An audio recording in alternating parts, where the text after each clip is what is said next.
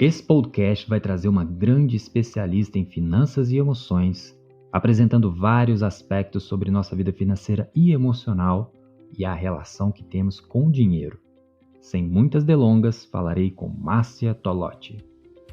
O Investidor Inteligente é o podcast sobre finanças e investimentos apresentado todas as semanas com um propósito muito especial, de ajudar a desenvolver uma visão mais elaborada em relação às suas finanças e te oferecer informações relevantes de qualidade sobre dinheiro, além de orientações e estratégias valorosas que podem te dar o clique necessário para você usar bem seus recursos financeiros, seja para solucionar seus desafios, seja para alcançar seus mais ambiciosos objetivos.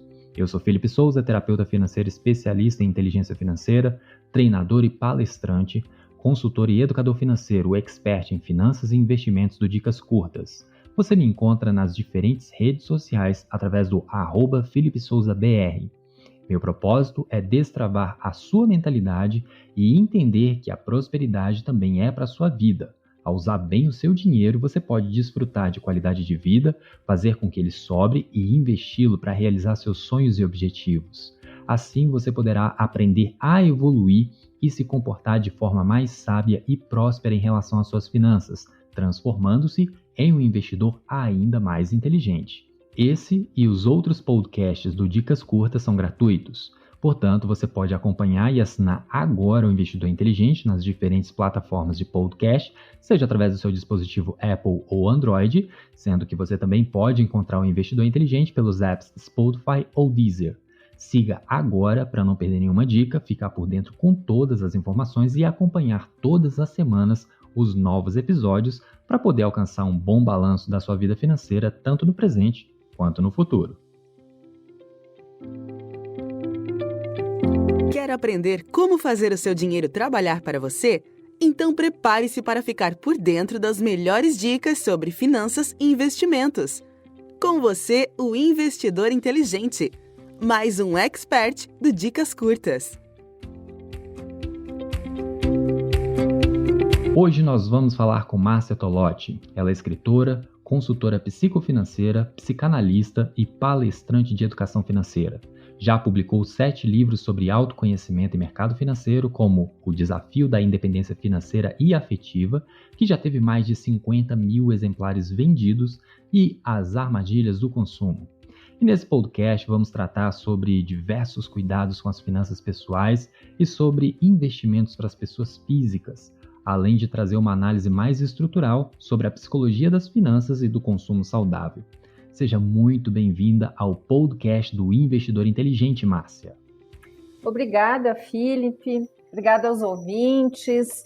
Muito legal estar podendo falar aqui para quem tem essa lógica de como ser um investidor inteligente. Muito bacana. Fico muito feliz de participar.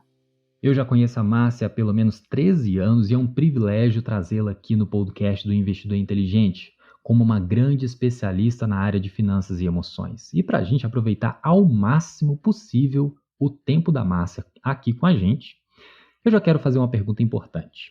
Márcia, como que o dinheiro influencia na vida emocional das pessoas? Que bacana, né? Tantos anos também você já interagindo nesse assunto, né? E para a gente entender um pouco melhor sobre essa relação entre as emoções e a questão financeira, basta a gente olhar um pouco internamente. Quando nós temos dinheiro, nós vamos ficar muito mais tranquilos, confiamos mais, inclusive, no futuro, e a gente acaba tendo uma visão de mundo mais positiva. Quando temos alguma questão financeira um pouco mais atrapalhada ou com mais dificuldades, a própria insegurança, a angústia, a ansiedade e a própria confiança em relação ao futuro acaba ficando comprometido. Então, não tem como fazer essa divisão entre vida emocional e vida financeira. Isso é um pacote. Claro que muitas pessoas acabam entrando num modo automático quando tem alguma dificuldade maior, que é como se o impacto não chegasse mais. Então, vamos pensar em pessoas que estão endividadas, inadimplentes. A gente tem aquela categoria das pessoas que sofrem muito com isso e aquela categoria das pessoas que é como se tivessem entrado no automático e isso já não fizesse mais muito sentido. É como se houvesse um amortecimento psicológico em relação a um processo de endividamento. Então, pelo menos essas duas formas, essas duas grandes categorias, ou as pessoas sofrem e se angustiam, ou as pessoas entram no piloto automático. E dentro desse sofrimento, muitas vezes, vai acabar aparecendo o que a gente chama de uma formação reativa. Então, as pessoas vão, ao invés de não comprar, por exemplo, vão acabar comprando por um processo, por um fenômeno psicológico reativo. Então, eu não posso, mas aí mesmo é que eu quero, porque tolerar a frustração e aguentar viver um pouco mais num regime de escassez, ainda que seja temporário, vai desencadear reações distintas, mas uma delas é esse comportamento reativo. Eu vou para o comportamento contrário do que tecnicamente eu deveria ter. E quando a gente pensa também na questão do investidor, então isso também tem um outro desdobramento. Então, o aspecto emocional, psicológico, ele vai impactar diretamente. Existem alguns estudos mostrando que esse impacto é muito maior do que a gente imagina, chegando aí a 95% de interferência emocional diante da tomada de decisão financeira. Porém, isso é um processo inconsciente, ou seja, é um processo que muitas vezes nós nem temos consciência dele e a gente só vai reproduzindo aí comportamentos automáticos. Por isso que é extremamente importante analisar o que eu sinto, o que eu penso quando eu estou diante de uma situação financeira, seja para ganhar, seja para gastar, seja para investir. A coisa anda mais ou menos por aí. Muitas vezes as pessoas sofrem com aquilo que eu chamo de demanda reprimida. Às vezes a pessoa se encontra naquela situação que é preciso organizar as finanças, que é preciso organizar a casa, e aí começa a enxugar tudo e aí inclusive corta o lazer. Fica 1 mês, 2 meses, 3 meses, até que o emocional grita e fala para, e começa a descontar tudo para trás. É exatamente isso que você está falando. E é aquela coisa, né, Márcia? Apesar de ser o assunto finanças, que muitas pessoas carregam a ideia que tem a ver apenas com cálculo, tem a ver apenas com planejamento, tem a ver apenas com uma ideia cartesiana das coisas, a gente entende que dinheiro é muito afetivo. Então, a partir do momento que estamos usando o dinheiro para alguma coisa, seja para agora ou para o futuro, ele tem um impacto afetivo. Estamos esperando uma troca emocional. Existe alguma coisa aí por trás, né? E esse desequilíbrio que você está comentando pode provocar uma série de desafios, uma série de psicopatologias, e percebemos que são gerados também uma série de problemas como depressão e ansiedade relacionada a finanças. O que você pode falar para a gente sobre isso, Márcia? Quando tem 2 pontos bem importantes, que é a questão dessa relação que a gente tem com as finanças e todo o impacto, seja positivo ou negativo, aí, diante, né, da questão da própria personalidade, como a gente vai encarar isso. E tem uma questão cultural, que é quando você coloca e troca essa troca emocional e essa demanda reprimida, é importante a gente perceber o impacto que a cultura tem nisso. Muitas vezes, e é claro que isso muda um pouco a partir de março de 2020, quando nós entramos aí num momento surreal da humanidade, que é esse repensar até de alguma forma a relação que nós temos com o consumo.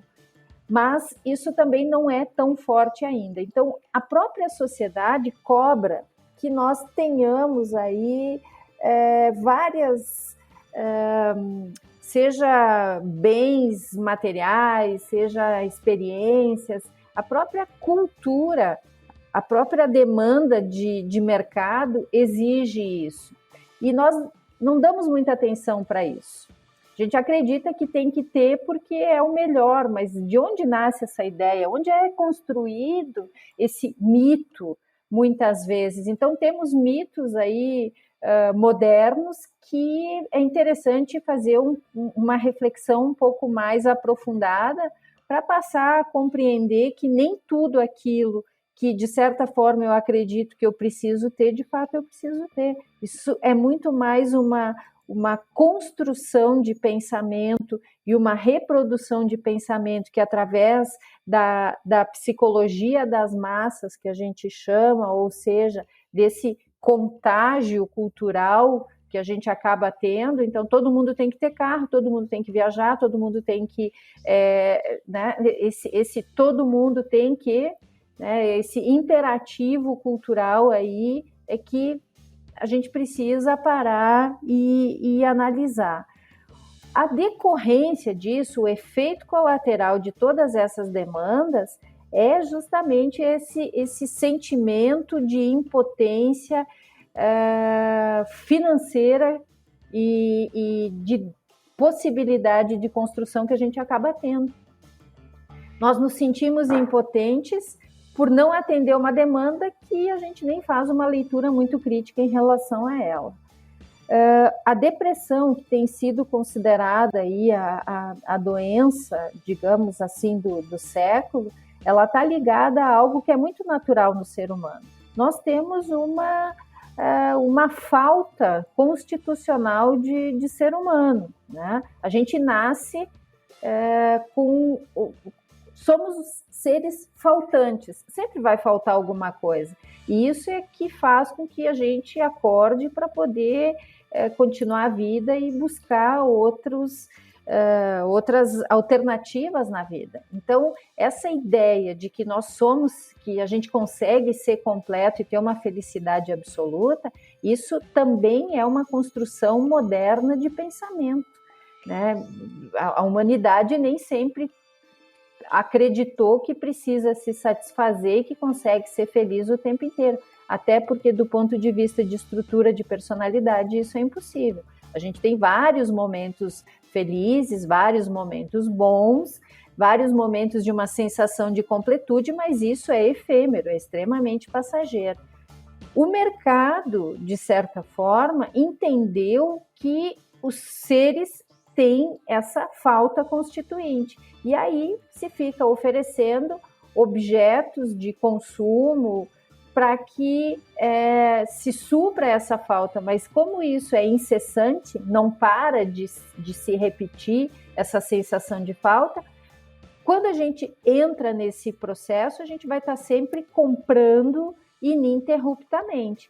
Tem algumas pessoas que vão desenvolver uma compulsão por compra, então é uma das questões dos efeitos colaterais, né? E aí tu encontra campo frutífero para isso, porque a gente sempre vai estar faltando algo, e que não é objetivo, é sempre de uma subjetividade de sujeito.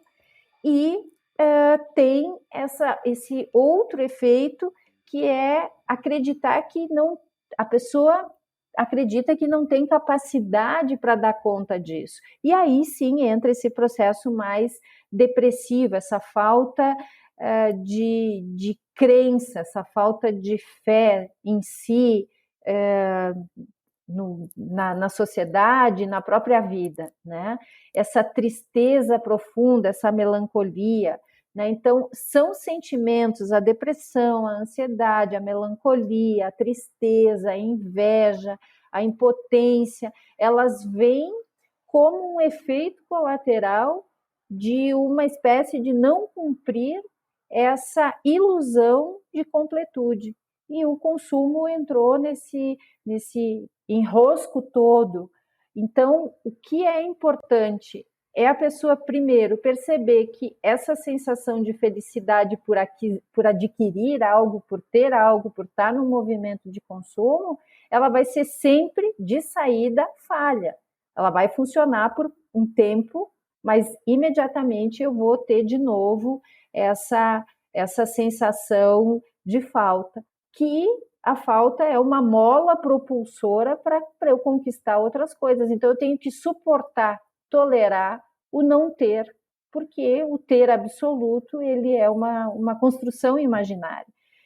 Então, nesse sentido é que esses outros sentimentos mais complexos e ruins que a gente acaba tendo, eles vêm porque eles encontram solo fértil aí na questão do consumo. Por mais que a pessoa tenha dinheiro, por mais que ela fosse comprar supostamente tudo que ela quer, ainda assim a sensação de falta iria aparecer. Eu lembro, Felipe, de uma história que a Cartier lançou uma coleção com 5 colares apenas em todo o mundo.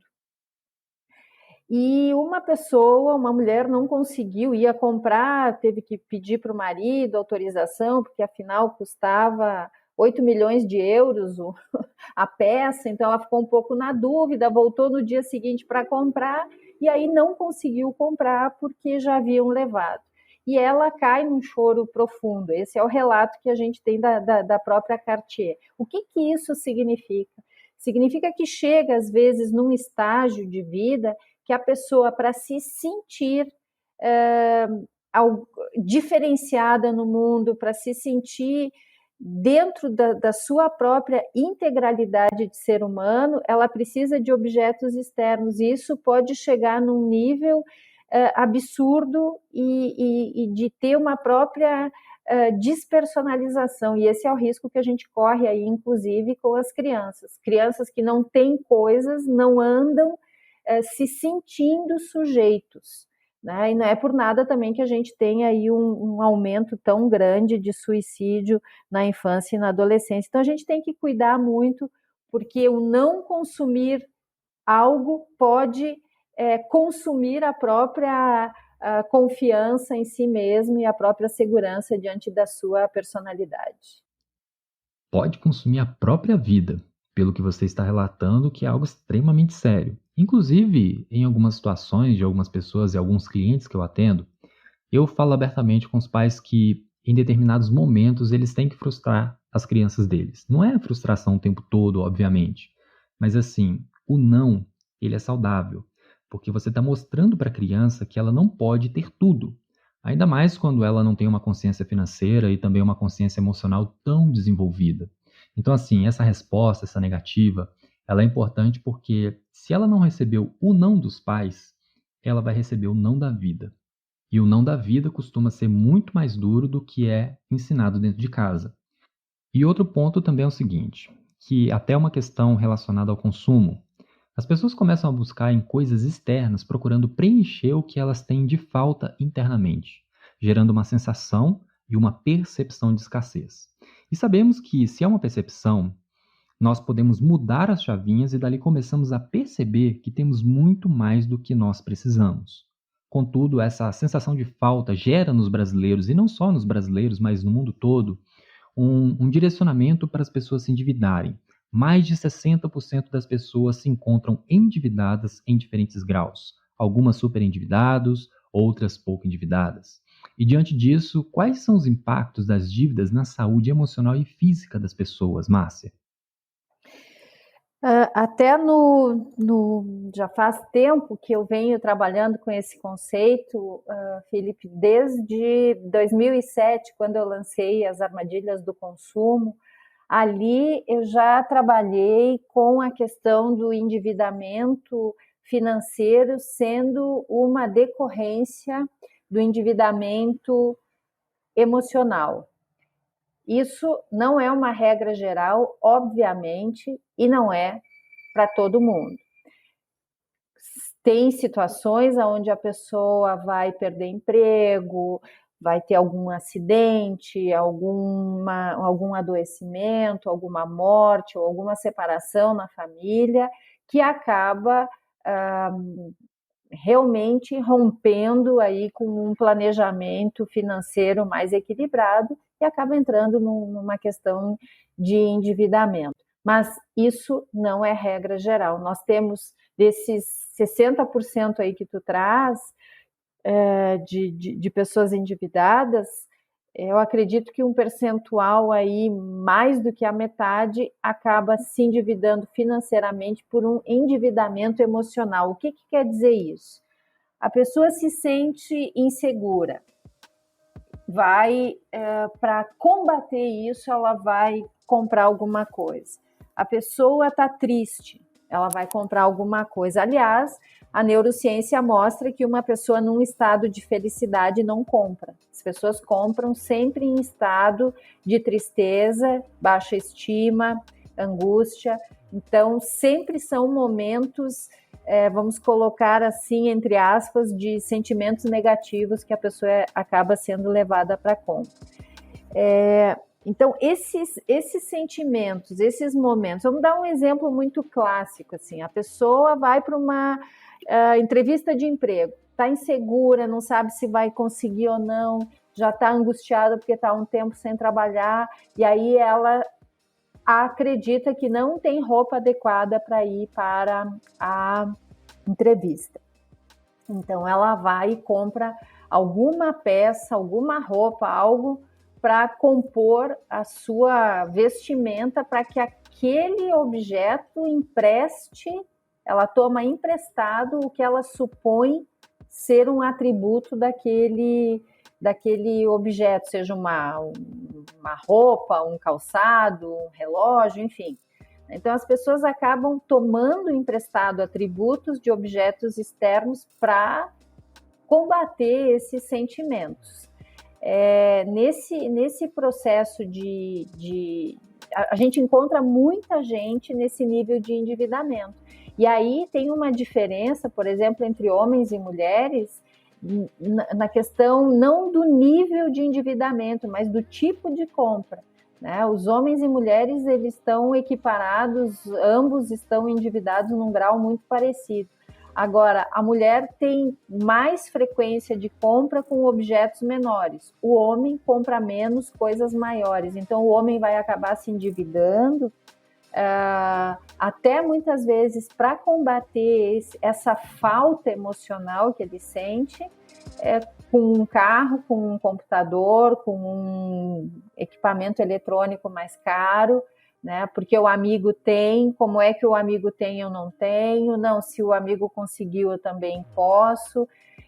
Essa relação, esse endividamento emocional, ele vai levar para o endividamento financeiro em muitos e muitos e muitos casos. Volto a frisar, como é um processo inconsciente, as pessoas não têm tanta facilidade de reconhecer isso. À medida que eu não reconheço um problema, eu não consigo resolver ele também. Fazendo aqui uma analogia, por exemplo, com pessoas que têm dificuldade com bebida, que bebem compulsivamente, que fumam compulsivamente, qual é a grande fala da pessoa? Eu paro a hora que eu quiser. Só que ela não para por 1 ano, 10 anos, 30 anos, as pessoas não param. Então, não é bem assim. Com relação ao consumo ou a falta de planejamento de compras, é a mesma coisa, né? Então, as pessoas aí vão usar de desculpas, de gatilhos externos para poder comprar sem planejar. E isso tudo, Felipe, tem uma coisa, o buraco é mais embaixo um pouquinho, porque qual é o efeito disso? Ele também tem um processo de uma autossabotagem muito grande. Ou seja, as pessoas têm uma dose de masoquismo, de autossabotagem, onde elas trabalham contra elas mesmas. É óbvio que ninguém faz isso de caso pensado. Só que a gente tem que analisar o efeito disso. Eu estou aí há 1 ano, 2, 3, 4, 5, sempre com alguma dívida, sempre enrolado, não consigo guardar dinheiro, estou sempre angustiado porque não tenho uma vida financeira saudável. Obrigatoriamente eu tenho que parar de achar que é só o mercado, a economia, isso ou aquilo. Eu tenho que entender que é algo que eu faço e que muitas vezes faço algo que é ruim para mim, sim. E esse é o tal do inconsciente, o pulo do gato, de quem consegue perceber isso e se proteger muitas vezes disso, é que consegue aí dar um encaminhamento para um planejamento financeiro mais saudável, mais adequado. Essa chave pode virar, mas eu primeiro tenho que perceber isso. Por isso que a grande sacada é o autoconhecimento. Quanto mais eu entender como é que eu funciono diante de como eu lido com o dinheiro, muito mais facilmente eu vou conseguir aí me proteger, às vezes até de situações de impulso, de compulsões e, enfim, até de um endividamento aí muitas vezes mais severo.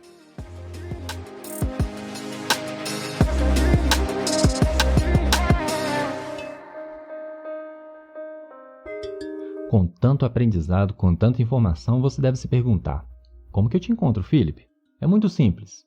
Você pode me encontrar através das redes sociais como Instagram ou Facebook, através do @FelipeSouzaBR. Se preferir, também pode acessar meu site www.felipesouza.com.br e me enviar um e-mail com sua demanda ou mesmo uma mensagem no WhatsApp. Os links estão na descrição do episódio e na transcrição do podcast no blog do Dicas Curtas. Vai ser um prazer te escutar, entender quais são seus desafios e necessidades, pensar em como posso te ajudar e desenhar uma proposta única e personalizada para que você possa destravar e curar sua mentalidade e te ajudar a se apossar da prosperidade que já está disponível para você e para sua família. Seja através de um trabalho de orientação financeira ou planejamento de investimentos para a sua vida financeira pessoal, ou através de palestras, cursos, workshops ou treinamentos na área de inteligência financeira em seu negócio ou empresa.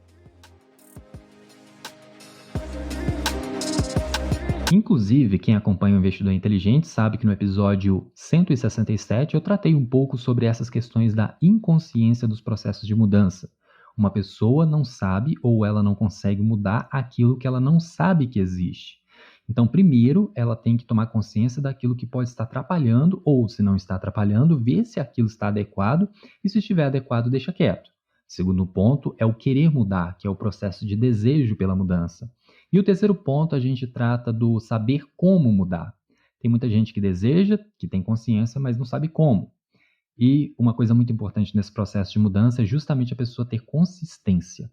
Não é porque se tomou consciência da dificuldade que a pessoa simplesmente vai desabrochar, que ela vai mudar e está tudo resolvido. Muitas vezes ela precisa de um processo de consistência naquele pensamento, naquele hábito, naquele processo emocional. Tem que estar vigiando até que o aprendizado se torne inconsciente novamente e que a pessoa realmente incorpore aquilo que foi trabalhado ao longo daquele processo de autodesenvolvimento. Como você mesma disse, autodesenvolvimento costuma ser a chave para um bom desenvolvimento das finanças pessoais, das finanças familiares.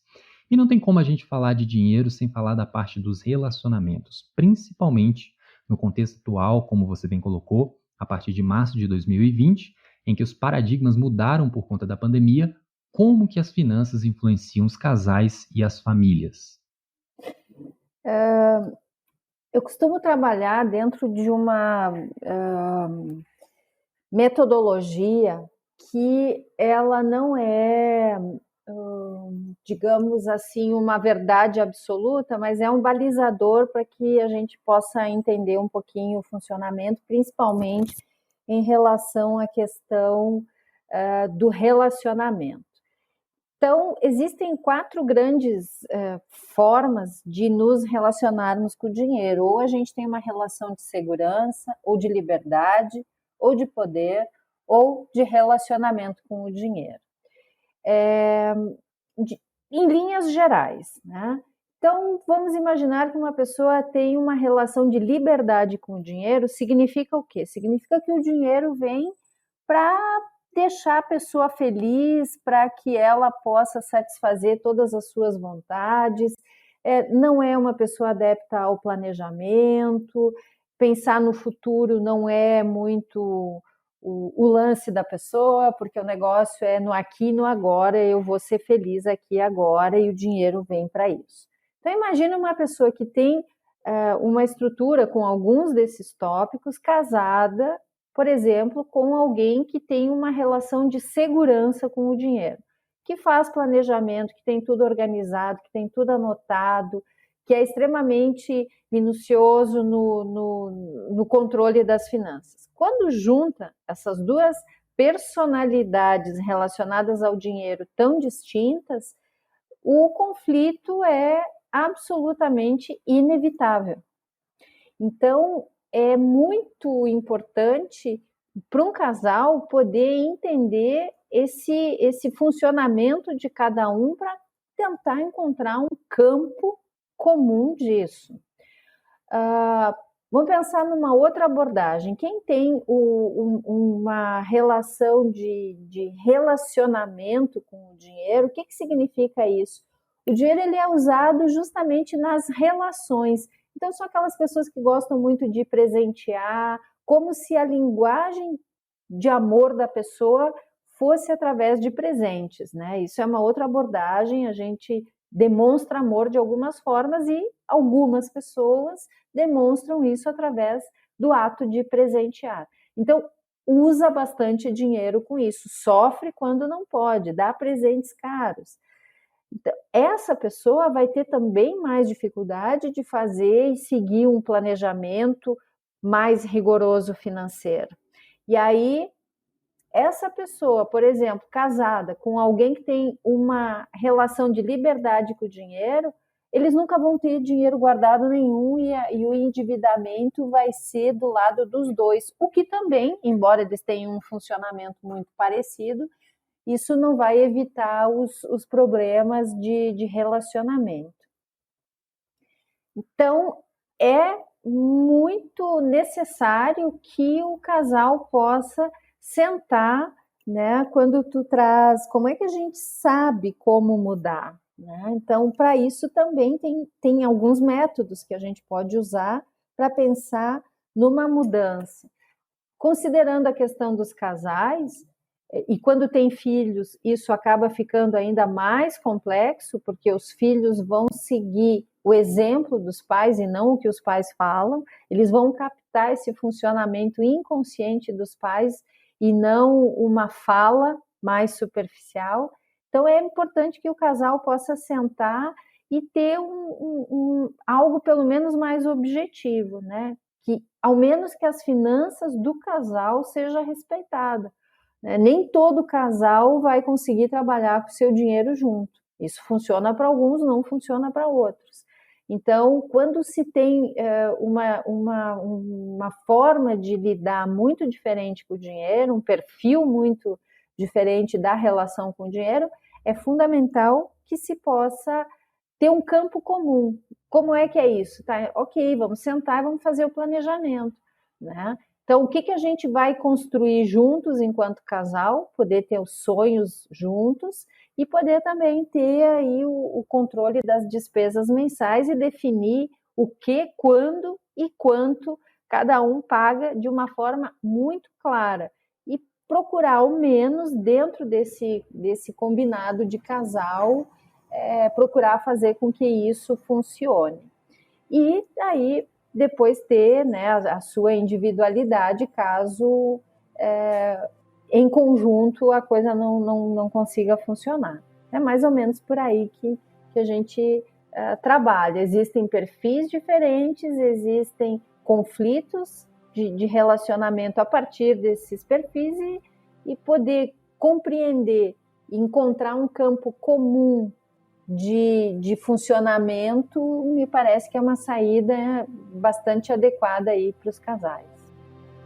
É aquela coisa, né? Quando você está falando de casal, quando está falando de um relacionamento mais próximo, quando vai definir objetivos ou vai definir um planejamento, por mais que os perfis sejam diferentes, a grande chave está no diálogo e num diálogo no sentido de negociar. Ninguém se anular, mas também ninguém se impor, talvez nem se impor de forma tão expressiva, né? Porque também tem até no seu livro O Desafio da Independência um perfil que você não citou, que é a relação de poder, a pessoa que impõe, que quer do jeito dela e por aí vai. Se não for do jeito dela, não funciona.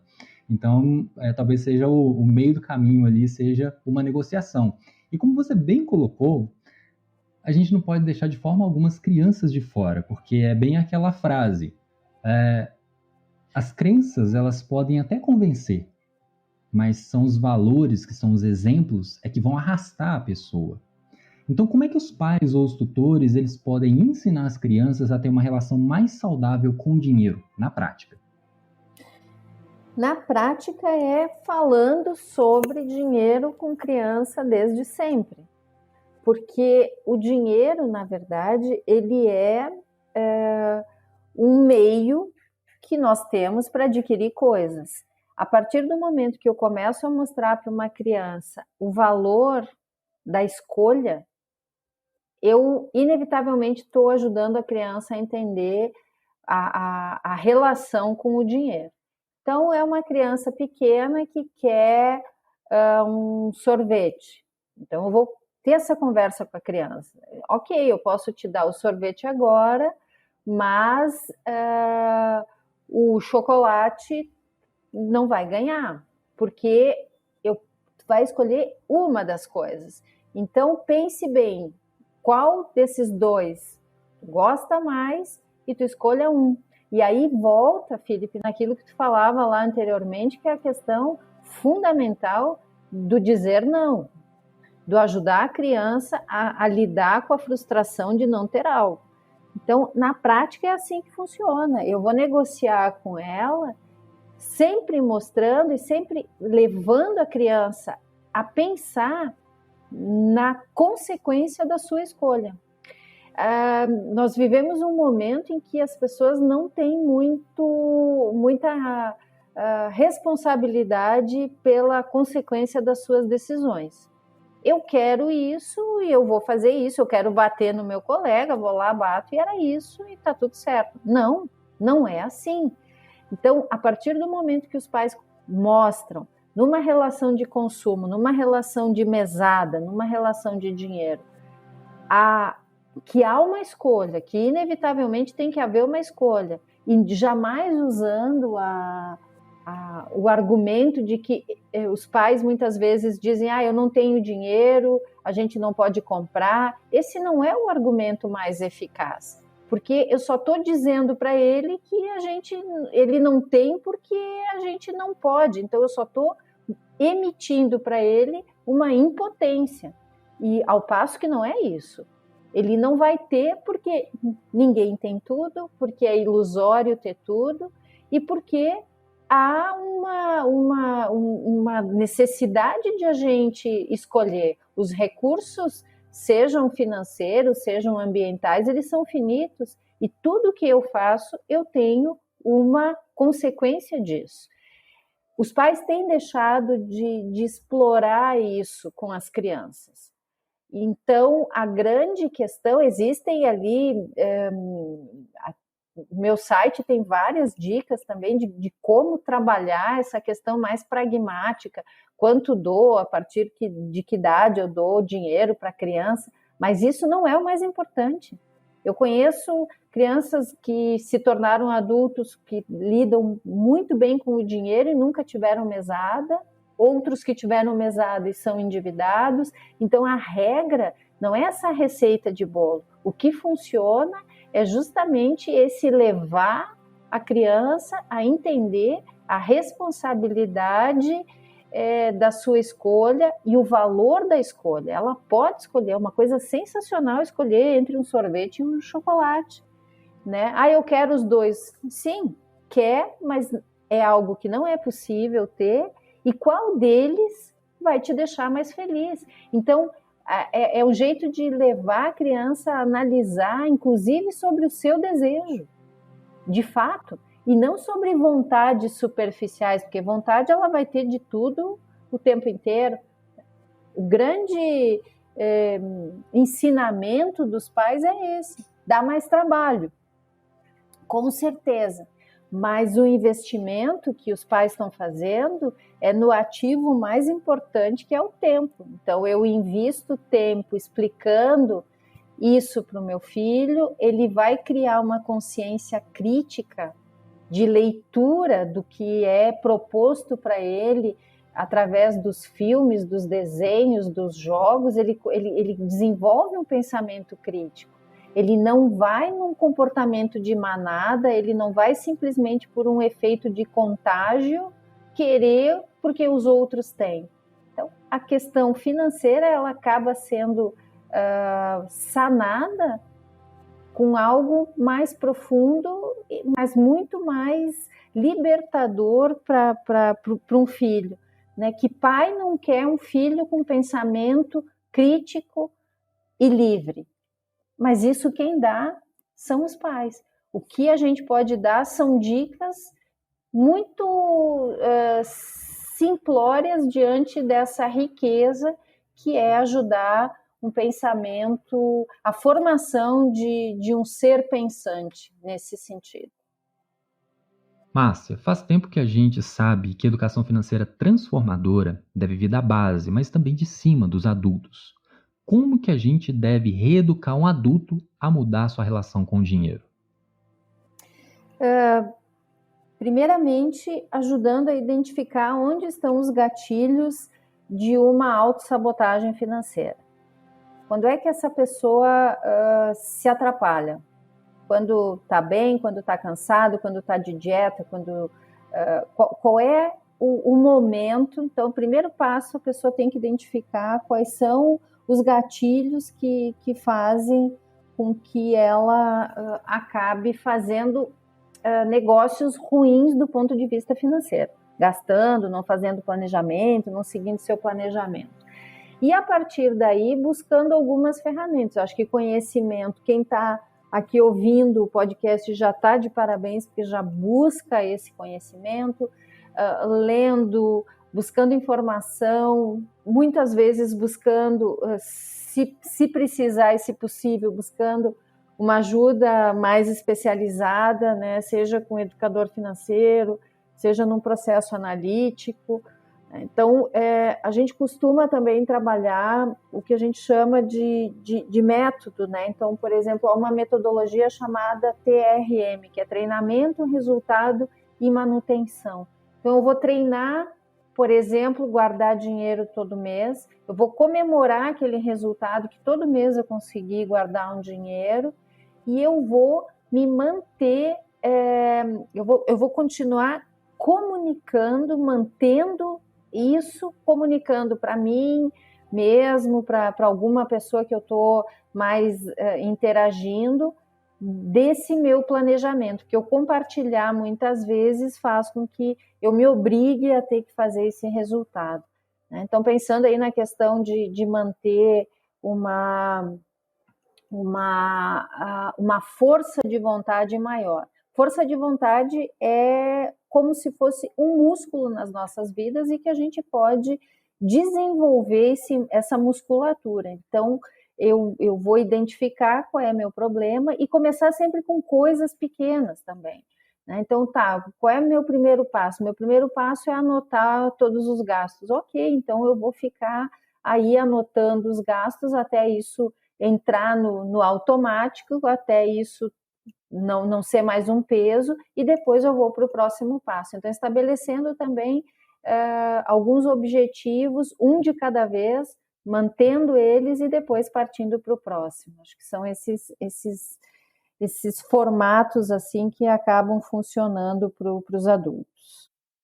Tem que colocar meta, manter o esforço até que se torne inconsciente e ao longo do caminho ir comemorando cada pequena vitória e comemorar, obviamente, a grande vitória de realmente ter conquistado, ter desenvolvido aquilo que a pessoa realmente se propôs. Isso aí. Márcia, diante de tudo aquilo que a gente falou, como que as pessoas podem manter uma vida financeira saudável? Olha, isso também é muito relativo, né, Felipe? Vai depender do que é saudável no sentido de para as pessoas. Tem pessoas que conseguindo manter uma vida financeira sem muitos endividamentos, ou dentro daquele endividamento que a gente chama de dívida boa, né? A pessoa está bem e está feliz. Tem pessoas que são mais ambiciosas e querem coisas maiores, e quando não conquistam acabam sofrendo. Então é relativo a gente falar sobre isso, né? Porque riqueza é outro conceito muito subjetivo também. Riqueza é ter quanto de patrimônio e que estilo de vida. Então tem a riqueza objetiva, que é a conta bancária ou o patrimônio, e tem a riqueza subjetiva, né? Eu conheço pessoas extremamente ricas do ponto de vista financeiro e que adoeceram, e algumas estão até perdendo a vida sem ter sequer aproveitado, porque o objetivo era esse acúmulo e o trabalho, e não é a linha de chegada e não o trajeto. Então, realmente é difícil a gente ter uma categoria que pudesse condensar isso. Mas, tentando aqui resumir, uma pessoa que não tem um nível de inadimplência, a pessoa não está inadimplente, consegue ter suas contas pagas e consegue construir algum patrimônio mantendo uma qualidade de vida ao longo da sua vida, me parece que esse é um conceito de finanças saudáveis. Todo o momento de vida da pessoa, à medida que ela consegue também guardar um pouco de dinheiro e aproveitar a sua vida, me parece que esse é o equilíbrio, assim, né? A gente sempre pode melhorar em relação a qualquer coisa nas nossas vidas, mas ter o foco simplesmente de só um ganho financeiro, me parece que é uma vida muito pobre. Para quem lembra aí do Pedro de Lara, um ícone, né, que teve na televisão brasileira, era um cara muito engraçado, e ele dizia o seguinte: eu conheço gente tão pobre, mas tão pobre, mas tão pobre, que só tem dinheiro. Então, acho que o recado fica por aí. Finanças equilibradas é não ser um peso para os outros, em relação a não ser um peso para os outros em relação à sua questão financeira, e manter aí um mínimo de qualidade de vida, de conforto financeiro, ter uma reserva para imprevisto, que a gente viu mais do que nunca a necessidade disso.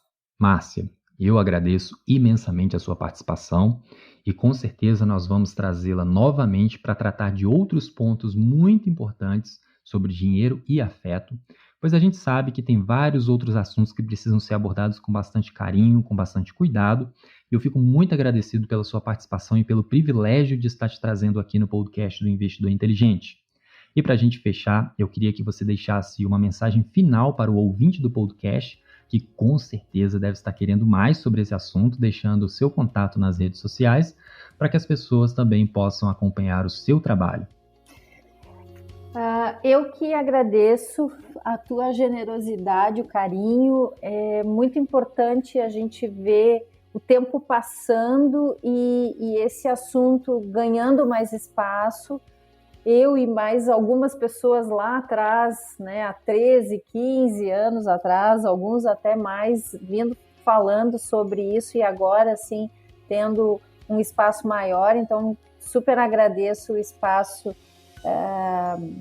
de vocês e a forma também como tu aborda. Quero te parabenizar, porque pelo nível de pergunta que tu faz, tu estuda sobre isso, então é importante também isso. Me sigam nas redes, no Instagram, Márcia Tolotti, meu site marciatolotti.com.br.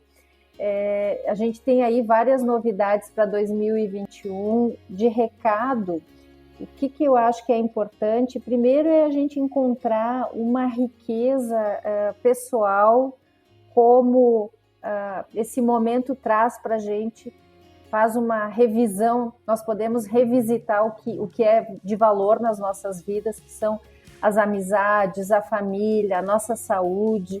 poder manter essa saúde. Num próximo momento a gente pode conversar aí sobre minha vida de corredora e o livro que a gente escreveu aí a 6 mãos, que chama A Linha de Chegada, que também é um projeto social junto disso.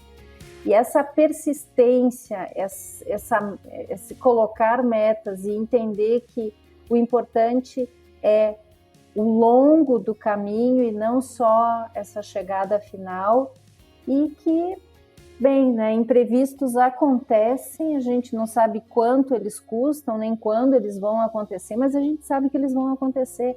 Então, criar esse pensamento adulto, esse amadurecimento financeiro e romper com uma imaturidade financeira, com esse pensamento mágico de que tudo vai dar certo e as coisas vão melhorar e eu não preciso fazer nada para isso, não. E autorresponsabilidade, né? Essa coisa de o outro tá sempre errado, eu tô sempre certa, essa situação externa, ela acaba fazendo com que nós tenhamos uma benevolência muito grande, uma autoindulgência muito grande, uma licença moral, inclusive, para errar. Penso que está no momento de nós abrir mão disso, criar uma lógica de prosperidade, uma lógica de cooperação, de colaboração e de autorresponsabilidade. Acho que a receita, entre aspas, é essa daí. Muito obrigada.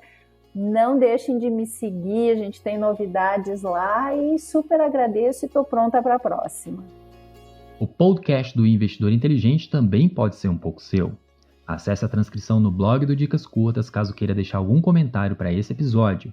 E você também pode participar mais fazendo a mesma coisa, encontrando a postagem no perfil do Dicas Curtas, tanto no Instagram, siga @Dicas Curtas, quanto na fanpage do Investidor Inteligente no Facebook. Aproveita para seguir o perfil, curtir a página e as postagens, marcar seus amigos e compartilhar com eles o que você está aprendendo aqui. E você também pode entrar em contato direto comigo através do meu perfil no Instagram. Você me encontra nas diferentes redes sociais através do @FelipeSouzaBR. Ou eu pessoalmente ou alguém da minha equipe vai atender a sua demanda, ok? Caso você queira, você também pode participar da comunidade exclusiva do Investidor Inteligente no Facebook, expondo suas dúvidas, dando suas sugestões de novos temas e apresentando postagens que agreguem à comunidade. Leia e esteja consciente das regras antes de ingressar no grupo. Todos os links estão na transcrição no blog e na descrição dos episódios. Pense sobre o que tratamos aqui e coloque em ação o que você aprendeu. Lembre-se de cuidar bem de você, de sua família e de suas finanças. Que Deus te abençoe. Aqui é Felipe Souza, o investidor inteligente. Dicas curtas, dicas rápidas e fáceis de consumir.